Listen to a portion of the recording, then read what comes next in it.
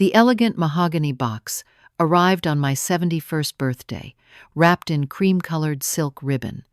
Brandon had outdone himself this time. Inside lay 24 handcrafted chocolates, each one a tiny work of art with gold leaf decorations and intricate swirl patterns. The rich cocoa aroma filled my kitchen as I admired his thoughtfulness. During Sunday dinner, watching Sarah's eyes light up and my grandchildren bounce excitedly around the table, I felt generous. They adored sweets, and I had already indulged in birthday cake.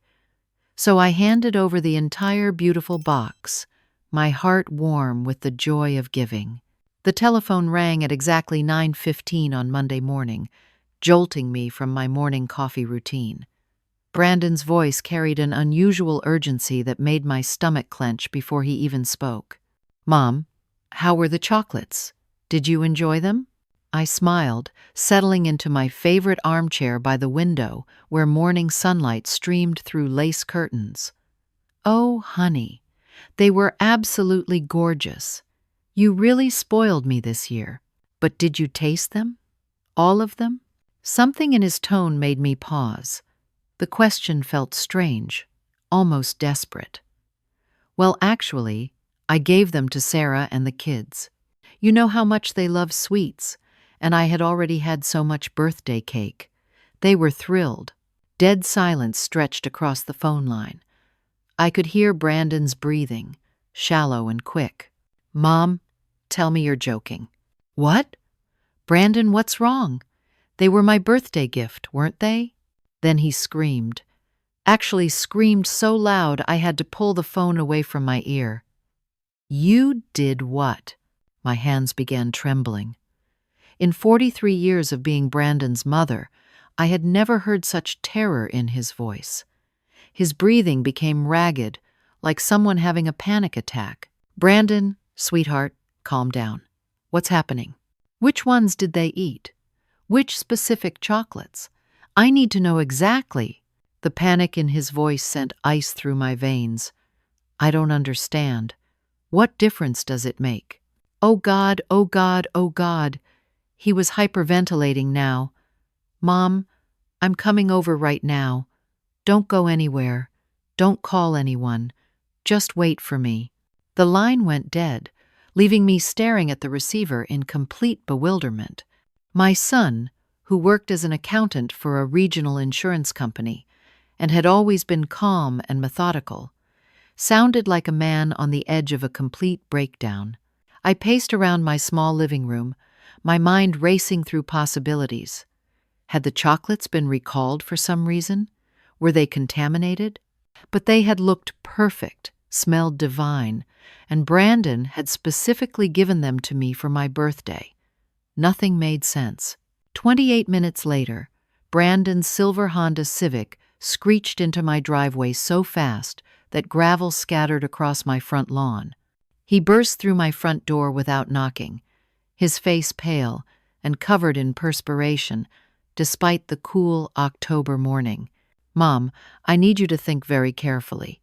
Which chocolates did Sarah and the kids eat? How many? When exactly?" He grabbed my shoulders, his fingers digging in too tightly. Up close, I could see his pupils were dilated and his shirt was soaked with sweat. This wasn't just anxiety. This was pure terror. "Brandon, you're scaring me. Sit down and tell me what this is about." "There's no time." He released my shoulders and began pacing frantically around my living room, running his hands through his brown hair until it stood up in messy spikes. "Those chocolates contain something very important, something I need back." "What kind of something?" He stopped pacing and stared at me with wild eyes.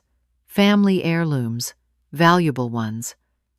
I was storing them inside some of the chocolate shells for safekeeping." The explanation hit me like a slap. "You hid jewelry inside chocolates?" "Diamonds, Mom. Grandma Rose's diamond earrings and her ring. They're worth over $50,000. I had them appraised last month." His voice cracked. I hollowed out 6 of the chocolates and put the jewelry inside the shells. I was keeping them safe until I could get them properly insured. My legs gave out, and I collapsed onto my sofa. $50,000 worth of family heirlooms, potentially eaten by my daughter-in-law and grandchildren. The guilt crashed over me like a tidal wave. "Oh, Brandon, I had no idea. Why didn't you tell me?" "I wanted it to be a surprise when I gave them to Sarah for our anniversary next month. The chocolates were just camouflage." He pulled out his cell phone with shaking hands. "We have to call them right now. We have to find out which ones they ate." As I watched my son dial Sarah's number, his hands trembling so violently he had to try 3 times to hit the right buttons, a cold realization settled in my chest. In 43 years of knowing Brandon, he had never been this careless with anything valuable. And Grandma Rose's jewelry had been sitting in our family safety deposit box for the past 15 years. I had seen it there just 6 months ago, when I updated my will. Something was very, very wrong with this picture. Sarah answered on the second ring, her voice hoarse and tired. "Hello? Sarah, it's Brandon. How are you feeling today?" "Awful, actually. I've been sick since last night. My stomach is killing me, and I feel dizzy." Brandon's face went white as chalk. He mouthed to me, "She's sick," then continued talking to his wife. "What about the kids? How are Emma and Jake?" "They're okay, thank God. A little queasy this morning, but nothing like what I'm going through. Emma threw up once, but she's running around now. Jake just has an upset stomach." I watched Brandon's hand shake as he gripped the phone tighter. "Sarah, this is important. Do you remember exactly which chocolates you ate last night?" "That's a weird question." "Why?" "Just please try to remember." "Well, the kids and I shared them while we watched that movie after dinner. Let me think." A pause. "I had the ones with the gold swirls on top. They tasted amazing at first, but they had this strange, bitter aftertaste, almost metallic. The kids mostly ate the plain milk chocolate ones and the ones with the little sugar flowers." Brandon looked like he might faint. "How many of the gold swirl ones did you eat?" "Maybe 4 or 5. They were so rich I couldn't eat too many." "Brandon, what's going on? You're freaking me out." "We're coming over right now. Don't eat any more of those chocolates, okay? There are only a few left anyway. But seriously, what's wrong?" "I'll explain when we get there." During the 15-minute drive to Brandon's house, he wouldn't stop talking, his words tumbling over each other in a frantic stream. "It'll be okay. We'll figure this out. Maybe they didn't eat the right ones. Maybe the jewelry fell out and it's still in the box somewhere." But his knuckles were white, where he gripped the steering wheel, and he kept glancing at me with an expression I couldn't read. Fear, yes, but something else, too. Something that made my maternal instincts start screaming warnings. Sarah answered the door in her bathrobe, her usually vibrant complexion now ashen and clammy. Dark circles ringed her eyes, and she moved slowly, one hand pressed against her stomach. "You look terrible, sweetheart," I said, reaching out to feel her forehead. She was running a low-grade fever. "I feel worse than I look. I've been throwing up every hour since 3 in the morning."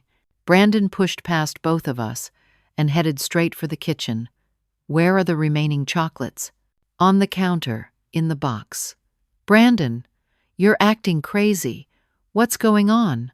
I followed him into the kitchen and watched as he carefully lifted the mahogany box, examining each remaining chocolate with the intensity of a detective studying evidence. 6 chocolates remained out of the original 24. "These 3 have gold swirls," he muttered, more to himself than to us. "And these 2 are plain dark chocolate. This one has a sugar rose." He picked up one of the gold swirl chocolates and held it up to the light, turning it slowly. That's when I saw something that made my blood run cold. There was a tiny hole in the bottom of the chocolate shell, so small it would be invisible unless you were specifically looking for it. "Brandon," I said quietly, "show me where you put the jewelry." His hands stilled. "What do you mean?" "If you hid jewelry inside these chocolates, show me.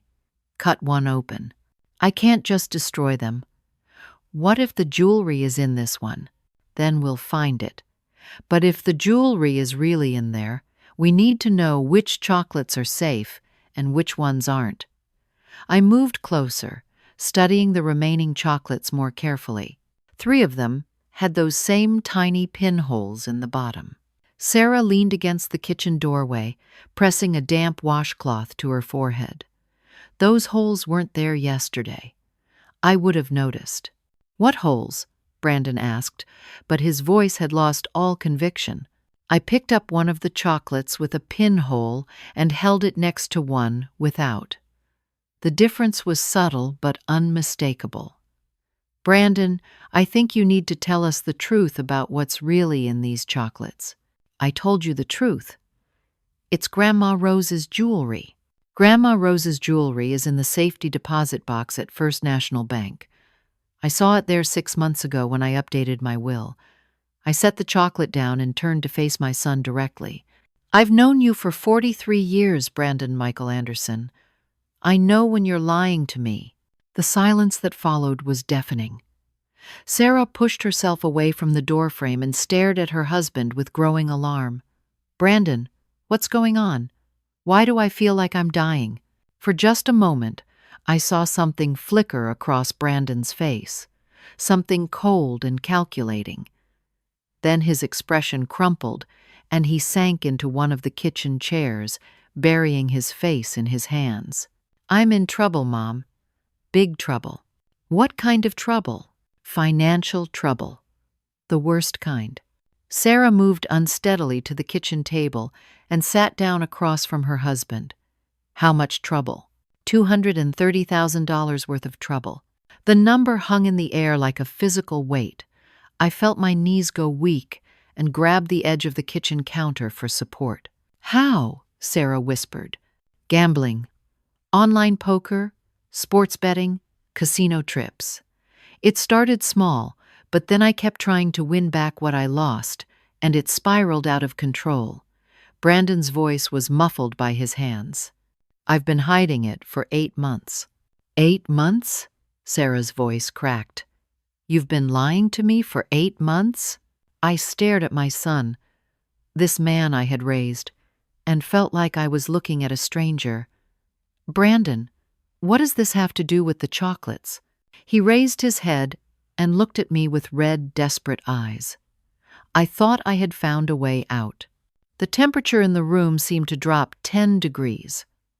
Sarah's face went from pale to gray, and she gripped the edge of the table so tightly her knuckles went white.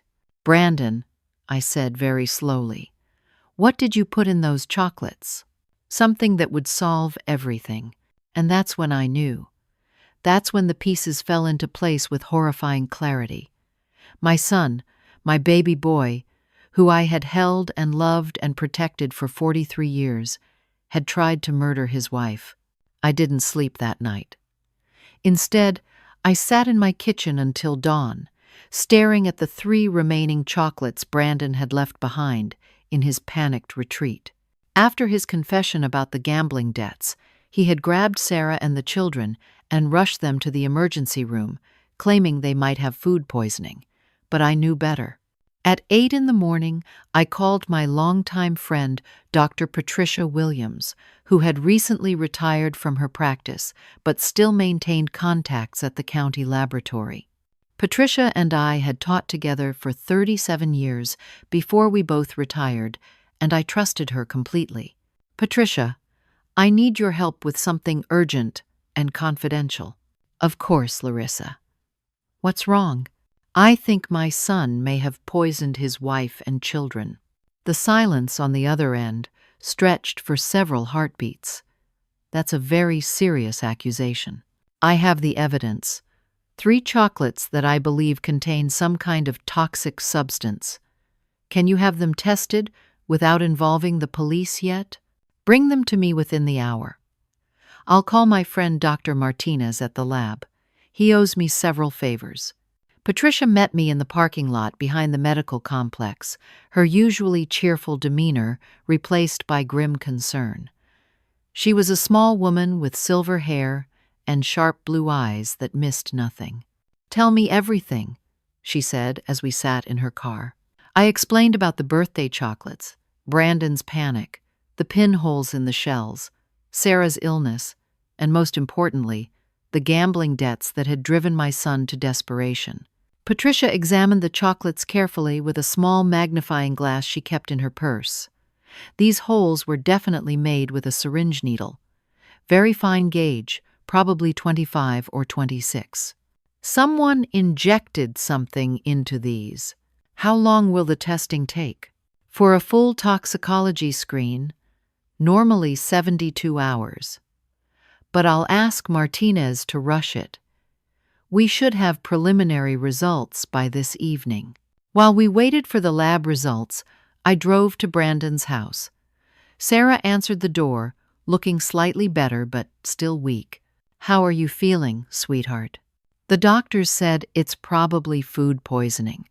They gave me some medication and told me to stay hydrated. The kids are much better. They barely ate any of the chocolates compared to me." "Where's Brandon?" "He had to go to work. Said he couldn't miss another day." Sarah invited me in, and we sat on her living room couch. "Larissa, can I ask you something?" "Of course. Has Brandon been acting strange lately? Different?" I chose my words carefully. "In what way?" "He's been secretive. Gets angry when I ask about money or bills. Last month he told me he got a promotion and a raise, but our bank account doesn't reflect any increase in income. If anything, we seem to have less money than before." My heart ached for this sweet girl who had no idea how much danger she was in. Sarah was 29 years old, a devoted mother, and had been married to Brandon for 8 years. She worked part-time as a dental hygienist and spent the rest of her time caring for Emma and Jake. "Sarah, have there been any changes to your life insurance recently?" She looked surprised by the question. "Actually, yes. Brandon increased my policy about 3 months ago. He said it was because of his promotion, and we could afford better coverage." "Why do you ask?" Ice formed in my stomach. "What's the new amount?" $500,000. It seemed like a lot, but Brandon said it was important to protect the children's future in case anything happened to me. I excused myself and drove directly to the insurance office where Brandon worked. The receptionist, a young woman named Jennifer, knew me from previous visits. "Hi, Mrs. Anderson. Are you here to see Brandon?" "Actually, I was hoping to speak with his supervisor, Mr. Thompson." "Oh, I'm sorry. Brandon doesn't work here anymore. He was let go about 3 months ago." The floor seemed to tilt beneath my feet. "Let go?" Jennifer lowered her voice and glanced around nervously. There were some irregularities with client accounts. Mr. Thompson said, "I shouldn't discuss it, but since you're his mother," they found evidence that Brandon had been skimming money from premium payments 3 months ago, exactly when he increased Sarah's life insurance policy. Patricia called me at 4:30 that afternoon. "Larissa, you need to sit down." "What did you find?" "Thallium sulfate. A significant concentration." Thallium. I remembered reading about it in mystery novels. A heavy metal poison that was nearly undetectable and caused symptoms that mimicked natural illness. Nausea, vomiting, hair loss, neurological problems, and eventually death if administered in sufficient quantities. How much would be lethal? The amount in just one of those chocolates would be enough to make someone seriously ill. If someone consumed multiple chocolates over several days, it would almost certainly be fatal. The beauty of thallium from a killer's perspective is that it looks like natural illness, heart failure, kidney failure, neurological collapse. Without specific testing, most doctors would never suspect poisoning. Patricia, we have to call the police. I already did. Detective Rodriguez from the sheriff's department is on his way to your house. Larissa, I'm so sorry. I know this must be devastating. But I wasn't devastated. I was furious. My son had planned to slowly murder the mother of his children for insurance money to pay gambling debts. He had calculated exactly how to dose her, how to make it appear natural, and how to collect $500,000 while playing the grieving widower. What he hadn't calculated was that his mother would give away his murder weapon in an act of grandmotherly generosity. When I arrived home, Detective Rodriguez was waiting in my driveway. He was a middle-aged Hispanic man with kind eyes and a patient demeanor that immediately put me at ease. Mrs. Anderson, Dr. Williams has briefed me on the situation. I need you to tell me everything you know. I spent the next 2 hours giving my statement, providing dates, times, and every detail I could remember. When I finished, Detective Rodriguez closed his notebook and looked at me with a mixture of sympathy and professional determination. Mrs. Anderson, we're going to need you to help us gather more evidence before we can arrest your son. Are you willing to cooperate? Whatever it takes to protect Sarah and those children. It's going to be difficult. You'll need to act normally around Brandon while we build our case. Can you do that? I thought about Emma and Jake, my precious grandchildren who could have lost their mother to their father's greed and desperation. I thought about Sarah, barely 29 years old, who had trusted the wrong man with her life. Detective Rodriguez, I raised that boy for 43 years. I can certainly handle him for a few more days. Brandon showed up at my house the next morning, appearing calmer but still edgy. He had dark circles under his eyes and the rumpled appearance of someone who hadn't slept well. Mom, we need to talk about yesterday. I poured him coffee and sat across from him at my kitchen table, working hard to keep my expression neutral. How are Sarah and the children? They're better. The doctors think it was just a stomach bug. He wrapped his hands around the coffee mug and studied my face carefully. But we need to discuss what happened with those chocolates. What about them? I need you to forget what I told you yesterday about the gambling and the debts. I was stressed and exaggerating. The lie came so easily that I wondered how many other lies he had told over the years that I had simply accepted. Brandon, you said you owed $230,000. I was panicking. It's actually much less, and I've already worked out a payment plan. Everything's going to be fine. I sipped my coffee and watched him carefully. Detective Rodriguez had coached me on how to respond.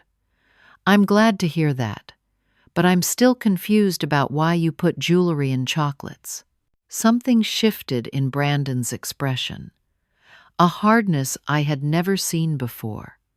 Mom, I need you to promise me you won't mention any of this to Sarah or to anyone else. Why not? Because it would upset Sarah unnecessarily, and she's been through enough with being sick. But Brandon, if there really was jewelry in those chocolates, he leaned forward, and his voice took on a tone that made my skin crawl. Mom, you're 71 years old. Sometimes people your age start to get confused about things. Memory problems, confusion, even delusions about family members. The threat was subtle but unmistakable.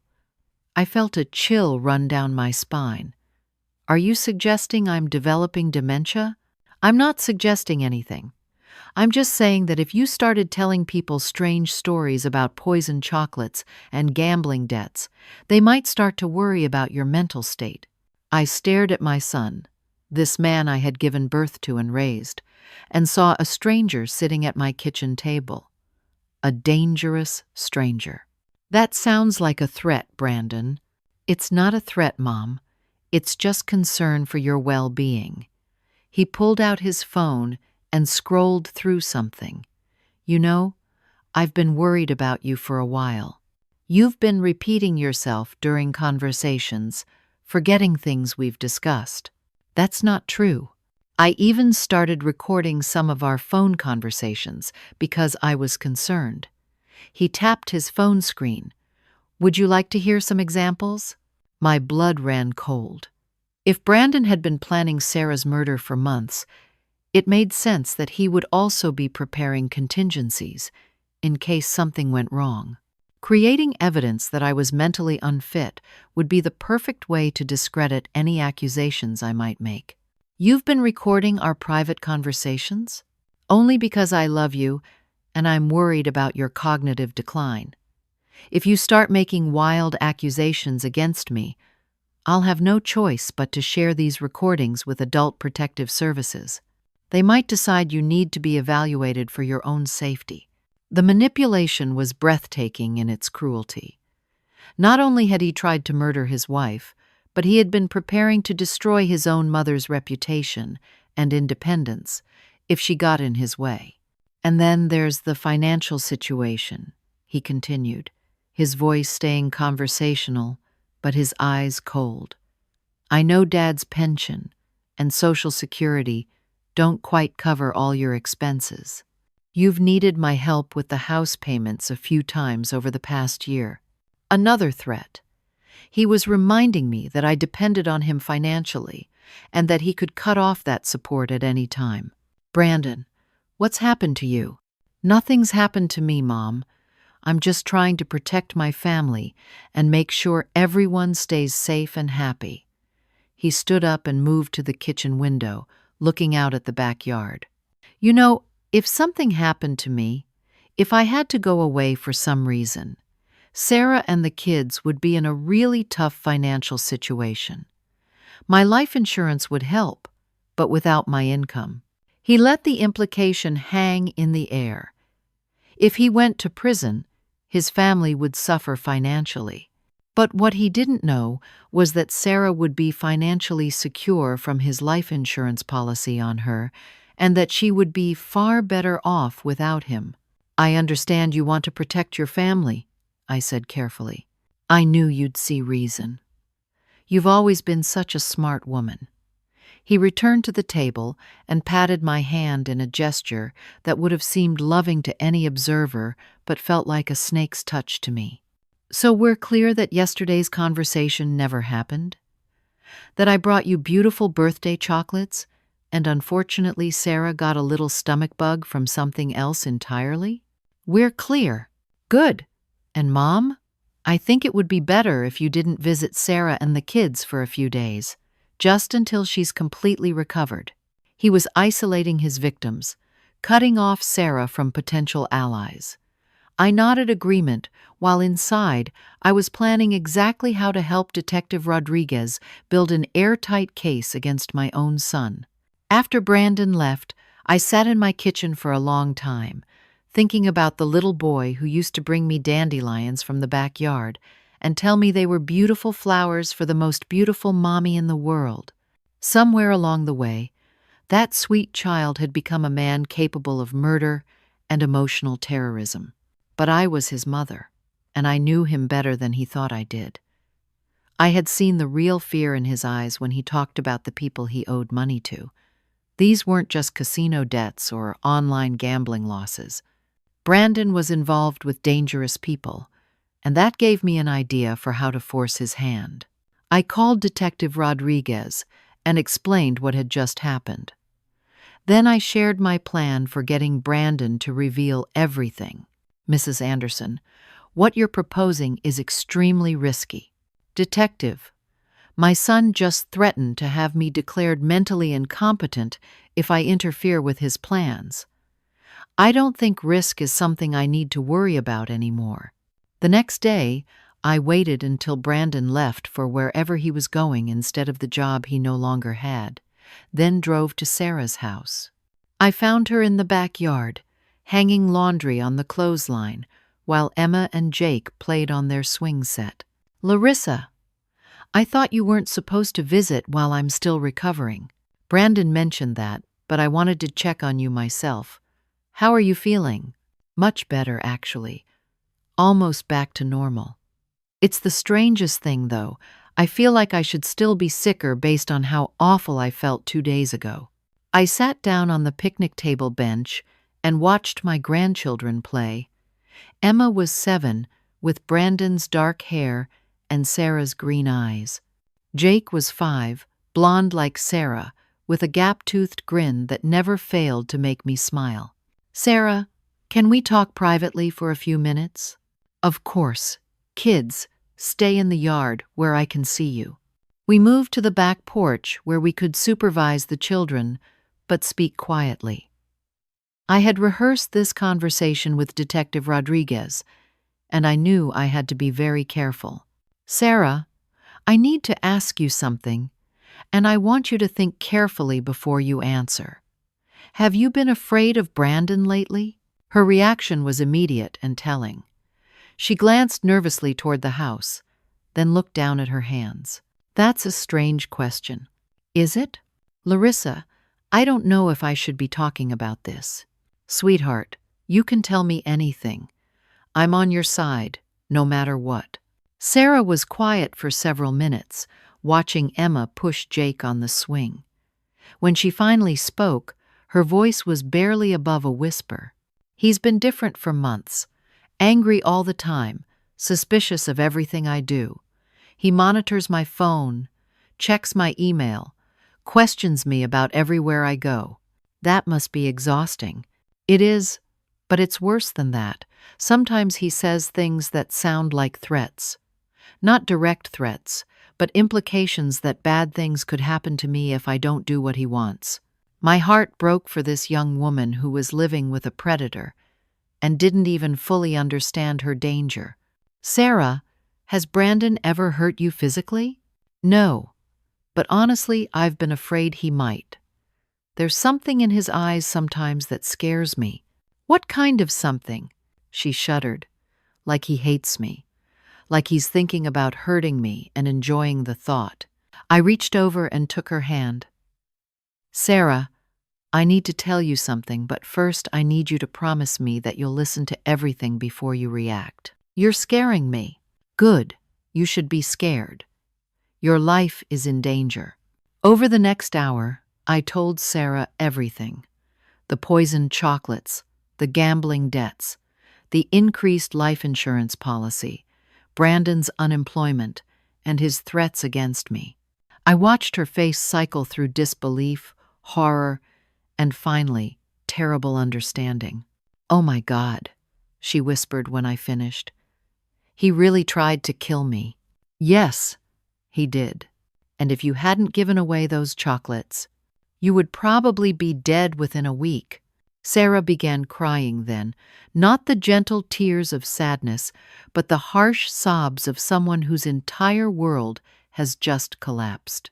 I held her while she grieved for her marriage, her trust, and the father her children would never have. When she finally calmed down, her first words surprised me. "I have something to show you." She led me into the house and upstairs to the master bedroom. From the back of her closet, she pulled out a small fireproof box. "I've been documenting everything for the past 2 months." Inside the box were photographs of bruises on her arms, screenshots of Brandon monitoring her social media accounts, copies of credit card statements showing charges she hadn't made, and a notebook filled with detailed entries about Brandon's behavior. "Sarah, this is incredible. Why didn't you tell me you were keeping records?" "Because I thought I was going crazy. I thought maybe I was imagining how bad it was getting." She wiped her eyes with a tissue. "I've been working with a counselor at the Women's Center downtown. She's the one who suggested I start documenting everything." "You've been planning to leave him." "I've been trying to find the courage to leave him, but he controls all our money, monitors everything I do. I was terrified he'd find out and that he'd hurt the kids to punish me. I thought about Detective Rodriguez's investigation and realized Sarah's documentation could be crucial evidence. Sweetheart, there's someone I need you to meet. When Detective Rodriguez arrived an hour later, Sarah was nervous but determined. She handed over her entire box of evidence and spent 3 hours giving a detailed statement about Brandon's escalating controlling behavior. Mrs. Anderson, the detective said when Sarah finished, this is exactly what we needed to establish a pattern of abuse and build a case for premeditated attempted murder. Your husband has been planning this for months. What happens now? We're going to set up surveillance and try to catch him in the act of attempting to harm you again. But first, we need to get you and your children somewhere safe. I can't just disappear. He'll know something's wrong. Detective Rodriguez looked at me. Mrs. Anderson, are you still willing to help us draw him out? I thought about the little boy who used to crawl into my lap when he had nightmares, and the man who had threatened to destroy my life to cover up his crimes. Tell me what you need me to do. The plan was elegant in its simplicity. I would call Brandon and tell him that Sarah had confided in me about feeling sick again and was worried the chocolates might have been contaminated. This would force Brandon to either confess or attempt to silence Sarah permanently. Either way, we would have him. Mrs. Anderson, Detective Rodriguez said, as he prepared to leave, I want you to understand the risks here. If your son realizes you're working against him, he might become violent. Detective, my son stopped being my little boy the moment he decided to murder his wife. Now he's just a dangerous criminal who happens to share my DNA. That evening, Sarah packed bags for herself and the children, telling them they were going to stay with Grandma Patricia for a few days, while Mommy had some work done on the house. The children were excited about the sleepover adventure. As I watched them drive away, I realized I was about to face the most difficult confrontation of my life. Tomorrow, I would deliberately provoke my own son into revealing himself as a killer. But I also realized something else. For the first time in months, I felt proud of the woman I was becoming. At 71 years old, I was still capable of fighting for what was right and protecting the people I loved. Brandon had made a critical error when he threatened me. He had forgotten that he wasn't dealing with just any 71-year-old woman. He was dealing with his mother. I called Brandon at 8 o'clock the next morning, just as Detective Rodriguez had instructed. Brandon, we have a problem. What kind of problem, Mom? It's about Sarah. She's sick again. The silence on the other end of the line stretched for several seconds. When Brandon spoke again, his voice was carefully controlled. What do you mean, sick again? The same symptoms as before. Nausea, vomiting, stomach pain. She called me crying this morning, saying she's terrified there was something wrong with those chocolates after all. That's impossible. The doctors said it was food poisoning. Brandon, she's talking about going to the police. She thinks someone might have deliberately contaminated food meant for our family. Another long pause. I could almost hear the gears turning in Brandon's mind as he calculated this new threat to his plans. Mom, Sarah is obviously having some kind of psychological breakdown. People don't get the same food poisoning twice from chocolates that are long gone. She kept 2 of the chocolates. She has them in her freezer. The lie hit its target perfectly. Brandon's breathing became audible over the phone. She kept chocolates? Which ones? I don't know. She said she wanted to save them for a special occasion, but now she wants to have them tested. Mom, listen to me very carefully. You need to go to Sarah's house right now and get those chocolates. Bring them to me immediately. Brandon, if there's nothing wrong with them. Just do it. His voice cracked with panic. I'll meet you at Sarah's house in 20 minutes. Don't let her call anyone until I get there. She's not home. She took the kids to her sister's house in Denver. They won't be back until tonight. Then get the key and go in without her. This is important, Mom. More important than you realize. As soon as I hung up the phone, Detective Rodriguez and two other officers emerged from my pantry where they had been listening to the entire conversation. He took the bait, Rodriguez said with satisfaction. Now we wait for him to incriminate himself further. 23 minutes later, Brandon's car roared into my driveway. He burst through my front door in a state of barely controlled panic. "Do you have Sarah's house key?" "Brandon, slow down. Tell me why you're so upset about 2 leftover chocolates." "There's no time to explain. Just give me the key." "I don't have a key to Sarah's house." He stared at me for a moment, then pulled out his cell phone. "I'm calling a locksmith." "Brandon, that's breaking and entering. It's my house too. I have every right to be there." He was pacing again, running his hands through his hair. "You don't understand the situation, Mom. Those chocolates could be dangerous." "Dangerous how?" "They might be contaminated with bacteria or mold. If Sarah takes them for testing, she could make herself sick all over again." The lies were becoming more desperate and less believable. I pressed harder. "Or maybe there's something else in those chocolates. Something you put there." Brandon stopped pacing and turned to face me with cold, calculating eyes. "What did you just say?" "I said maybe you put something in those chocolates. Something that made Sarah sick. Something that would have killed her if she had eaten enough of it." "You're having one of your episodes again, Mom. These paranoid delusions are getting worse." "I'm not delusional, Brandon. I'm just not stupid." He moved closer to me, and for the first time in my life, I was physically afraid of my own son. There was something predatory in his posture, something that reminded me of a wolf sizing up prey. "Mom, you need to be very careful about the accusations you make. People might start to think you're not competent to live alone anymore." "Is that a threat?" "It's a reality check." That's when we heard the car doors slam in my driveway. Brandon froze, his head snapping toward the front window. "You called the police," he said, his voice deadly quiet. "No, Brandon.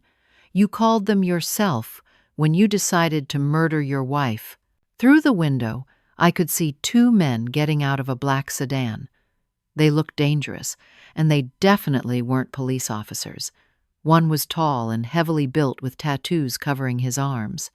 The other was smaller, but moved with the fluid grace of someone comfortable with violence. Brandon's face went white as paper. "Oh God, they found me." "Who are they?" "The people I owe money to. They said they'd give me until Friday to come up with $50,000, or they'd start collecting in other ways." The pieces clicked into place with horrifying clarity. Brandon's plan hadn't just been about getting life insurance money. He was being pressured by loan sharks who were threatening his family. "How did they know you were here?" "They've been following me for days, waiting to see if I was going to run." The doorbell rang. Brandon and I stared at each other for a moment that felt like an eternity. "Mrs. Anderson," came a gruff voice from the front porch. "We know Brandon's in there. We just want to talk." "Don't answer it," Brandon whispered. "We're not going away, Brandon," the voice continued. "You missed your payment deadline.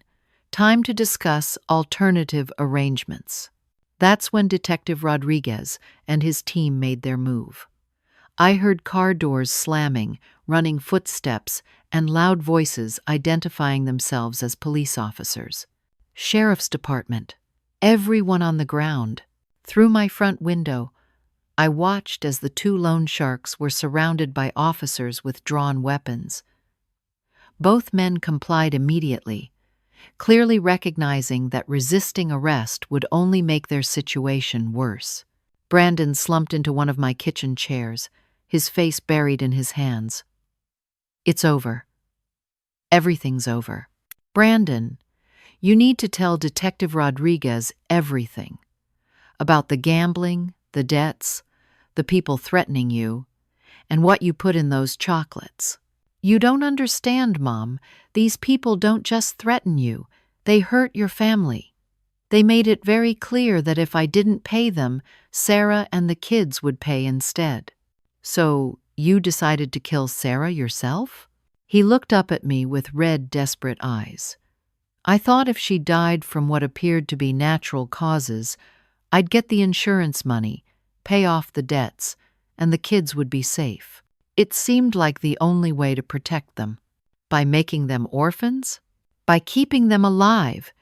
He stood up and began pacing again. "You have no idea what these people are capable of.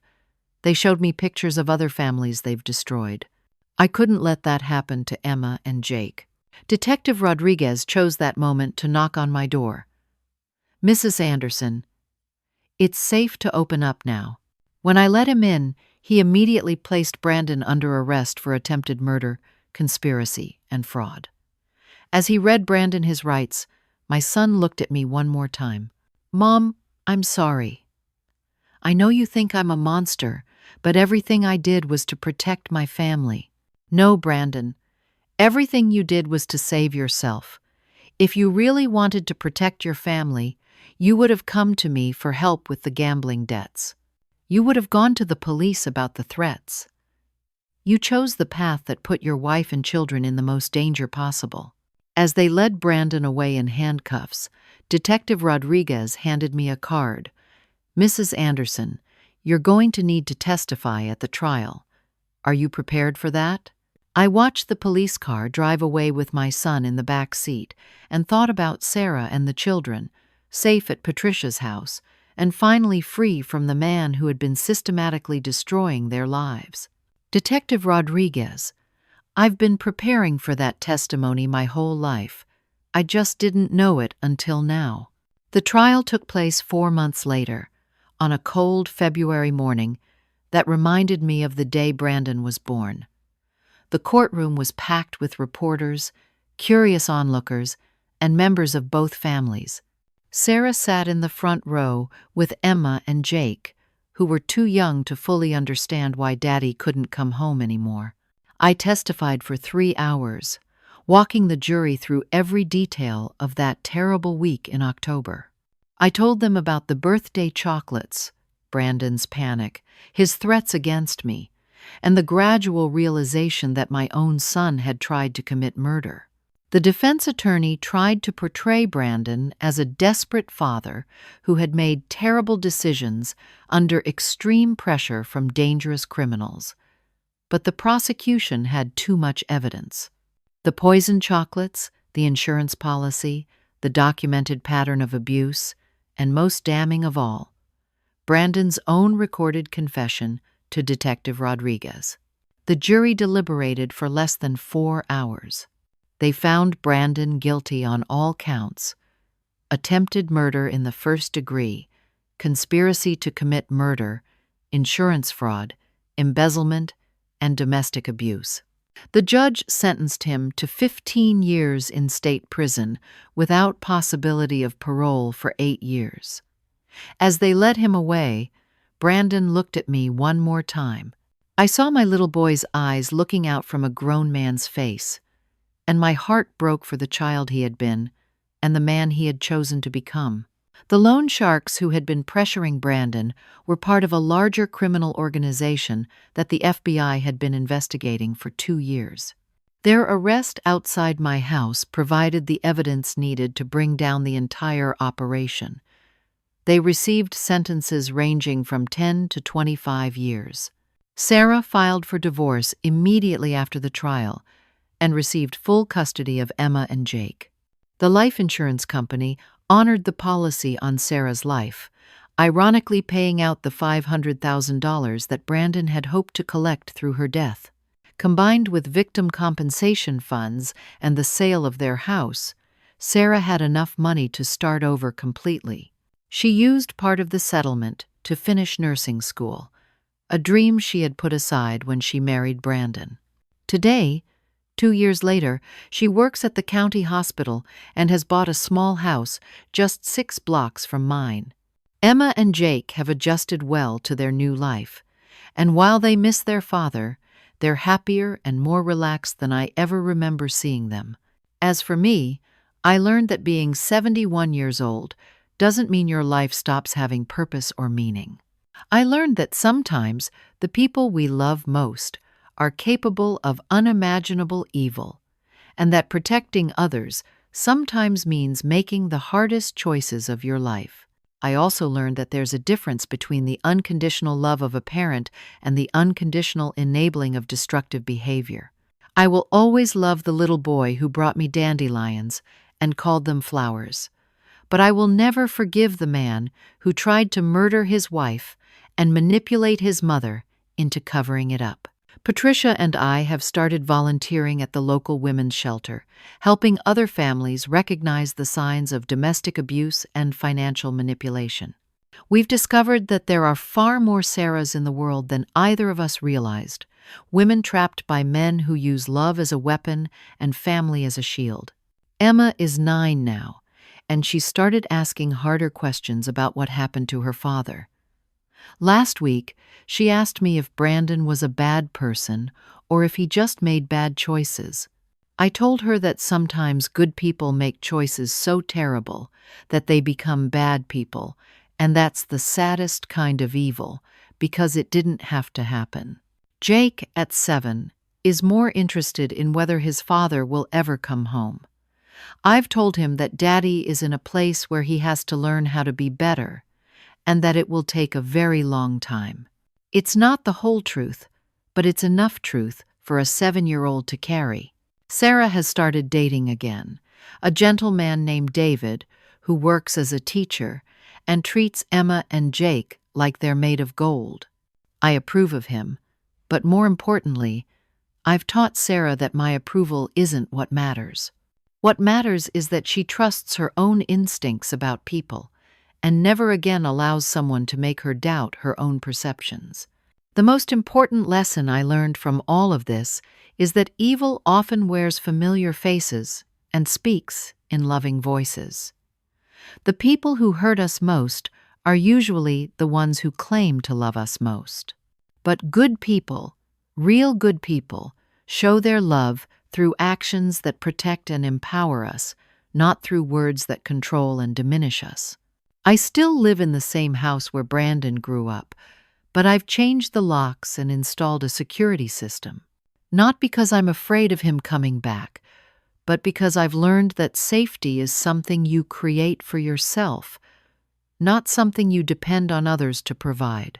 Every year on my birthday, Sarah brings me a box of chocolates from the local candy store downtown. We eat them together while the children play in my backyard. And we talk about how grateful we are that sometimes the worst things that happen to us lead to the best changes in our lives. I think about Brandon every day, but not with the crushing sadness I once felt. Instead, I think about him as a cautionary tale about what happens when we choose fear over courage, selfishness over sacrifice, and control over love. If you're listening to this story, and you recognize yourself in Sarah's situation, please know that there are people who will help you find your way to safety.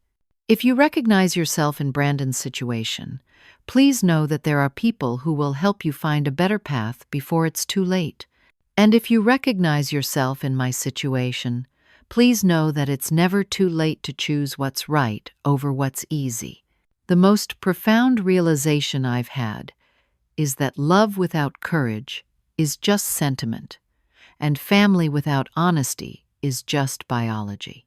Real love requires us to act when action is hard, to speak truth when silence would be easier, and to protect others even when it means betraying the people who share our blood. Sarah, Emma, Jake, and I have become a different kind of family now, one built on choice rather than obligation, truth rather than convenience, and healing rather than tradition. We've learned that sometimes the best thing you can do for someone you love is to refuse to enable their destructive choices, even when that refusal costs you everything you thought you wanted. I'm 73 years old now, and I've never felt more powerful or more useful than I do today. Age doesn't have to mean invisibility or irrelevance. Sometimes it means becoming exactly the person others need you to be, precisely when they need you most. Have you ever had to make a choice between loyalty and conscience? Have you ever discovered that someone you loved was capable of something you never imagined? I'd love to hear your thoughts in the comments below. Please like this video if Sarah's story resonated with you, subscribe for more real-life stories that matter, and share this with someone who might need to hear that it's never too late to choose courage over fear. Thank you for listening to my story, and may you always have the wisdom to recognize the difference between love and manipulation, and the strength to choose what's right, even when it breaks your heart.